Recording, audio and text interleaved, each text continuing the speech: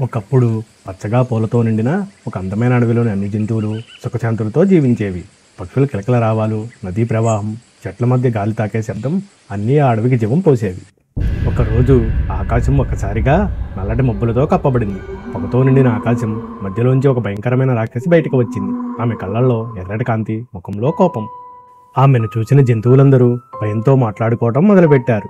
కుందేలు, జింక, కోతి, రామచిలుక ఎవరూ బయటకు రావద్దని తమ గుహల్లోకి వెళ్ళిపోయారు.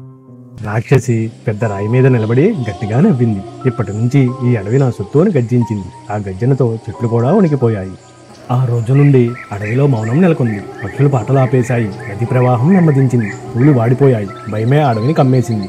కానీ ఒక చిన్న జింక మాత్రం భయపడలేదు. అది ఆకాశం వైపు చూస్తూ మన అడవిని రక్షించేది నేనే అని సంతోషంగా, ధైర్యంగా నిర్ణయం తీసుకుంది. జింక తన స్నేహితులైన కోతి, కుందేలు, పులిని కలిసింది. మనమందరం కలిస్తే ఆ రాక్షసిని తరిమివేయగలమని చెప్పింది. మొదట అందరూ భయపడ్డారు. కానీ జింక ధైర్యం చూసి వారి హృదయాల్లో ధైర్యం పెరిగింది. అవును, మనం కలిసే ప్రయత్నిద్దాం అని అన్నారు. కోతి నది ఒడ్డున కూర్చుని ఒక ప్లాన్ చెప్పింది. మనమందరం వేర్వేరు వైపుల నుంచి రాక్షసిని గందరగోళానికి గురి చేస్తే ఆమె తానే చిక్కుకుంటుంది. పులి తన గర్జనతో రాక్షసిని భయపెట్టడానికి సిద్ధమయ్యింది. చిలుక ఎగిరి ఆమె చుట్టూ చిలకలాగా తిరగాలని నిర్ణయించింది. కుందేలు దాచడానికి ప్రదేశం వెతుకుతోంది. ఆ రాత్రి చంద్రుడు మబ్బుల్లో దాక్కున్నాడు. రాక్షసి చెట్ల మధ్య అడవిలో తిరుగుతూ ఇక్కడ ఎవరున్నారు అంటూ భయంకరంగా అరిచింది. కోతి చెట్టుపై నుంచి కొబ్బరికాయలు వేస్తూ రాక్షసిని గందరగోళానికి గురిచేసింది. ఎవరు ఇది అని రాక్షసి కోపంతో అరచి చుట్టూ చూసింది. చిలుక ఆమె తల చుట్టూ తిరుగుతూ నీవు భయపట్టలేవు అని చిలిపిగా చిన్నగా పాడింది. రాక్షసి చేతులతో కొట్టినా పట్టుకోలేకపోయింది. ఒక్కసారిగా పులి దాగిన చోట నుంచి బయటకు వచ్చి బలంగా గర్జించి కింద పడిపోయినట్టు నటించింది. ఆ గర్జనతో రాక్షసి వెనక్కి తగ్గింది. అడవి మొత్తం ఒక్కసారిగా కంపించింది. జింక రాక్షసి దగ్గరికి వెళ్ళి, అక్క, నీకు బంగారం కావాలంటే నా వెంటరా అని మాయమాటలతో ఆమెను లోతైన గుంట వైపు తీసుకువెళ్ళింది. రాక్షసి ఆశతో గుట్టలోకి తొంగి చూసి అడుగు వేసింది. ఒక్కసారిగా దారి లోపల పడిపోయింది. ఆమె గర్జన అడవి మొత్తం మార్మోగింది. ఆమె పడిపోవడంతో భూమి కంపించింది. చెట్లు వంగిపోయాయి. పొగ లేచింది. కానీ క్రమంగా శాంతి తిరిగి వచ్చింది.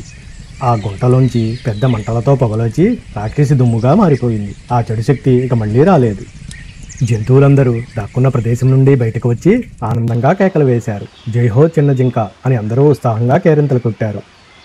పూలు మళ్లీ వికసించాయి. పక్షులు మళ్లీ పాడాయి. నది మళ్లీ ఉత్సాహంగా ప్రవహించింది. అడవి మళ్లీ ప్రాణం పోసుకుంది. సంతోషం తిరిగి వచ్చింది. పులి జింక ముందు వంగి, ఈ ధైర్యం, తెలివితేటల వల్ల మనందరం రక్షించబడ్డాం అని అభినందించింది. జింక వినమ్రంగా నవ్వింది. కోతి నవ్వుతూ ఇకపై భయపడకుండా తెలివిగా సమస్యలను ఎదుర్కొందాం అని చెప్పింది. అందరూ ఆశయం పంచుకున్నారు. జంతువులందరూ కలిసి పెద్ద రాయి ముందు చేతులు పైకెత్తి ప్రతిజ్ఞ చేశారు. మన అడవిని ఎవరైనా చెడు శక్తి బంధం చేసేందుకు ప్రయత్నిస్తే మనం కలిసి రక్షిద్దాం. సూర్యాస్తమయ కాంతిలో అడవి మళ్లీ ప్రకాశించింది. పక్షులు ఆకాశంలో ఎగురుతూ, జంతువులు సంతోషంగా విశ్రాంతి తీసుకుంటున్నాయి.